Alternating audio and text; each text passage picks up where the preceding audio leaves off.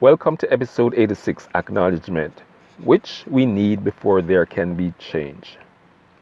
But before I start, I'd like to give a special shout out to those who have closed captioning on. Thank you for reading my blog. Acknowledgement is about truth. It's human nature to shy away from uncomfortable truths. But, as I have repeatedly mentioned, my blog is my therapy.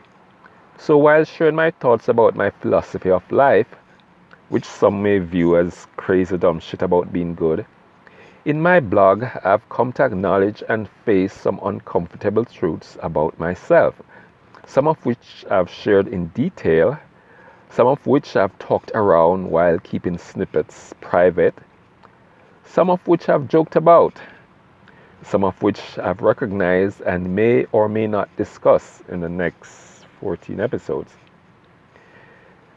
But in my blog, I feel I've brought up some uncomfortable truths, not just about myself, but about other people with whom I have interacted, and about people all over the world in general.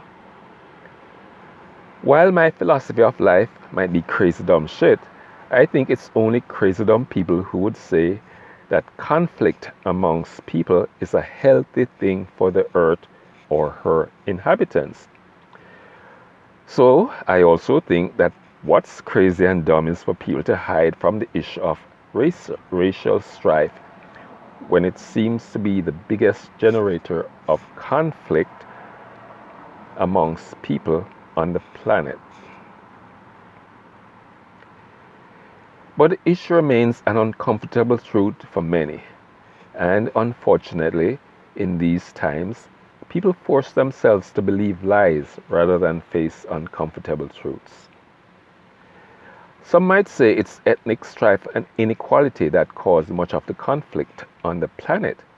But a close examination of most ethnic conflicts and the parties involved will show that at its root, ethnic strife is racial strife. And it is ethnic strife and blatant racism over centuries that have led to much of the conflict generating inequality amongst nations and peoples and populations and communities that currently exist all over the world. Again, that's an uncomfortable truth, and many refuse to acknowledge such. All of this stuff is something I discussed at length in my blog episode 26, Racial Profiling. I think I brought up a lot of uncomfortable truths in that episode. One in particular is that over the course of the last 4 to 5 centuries, this earth has evolved in such a way that dark skin generates a racist reaction amongst peoples everywhere. It is now so much a part of human nature that the racist reaction to dark skin is not exclusive to non-black people. There are countries with majority black populations where really dark-skinned people are treated worse than they are treated in countries with majority white populations. And we have black people the world over using all types of skin bleaching products to make their skin lighter. I'm not saying that everybody is racist. I'm a dark-skinned man who has met friendly people just about everywhere I've visited. But it does seem that after centuries of incubation, anti-black racism is a deeply ingrained trait amongst the inhabitants of this planet. I would surmise though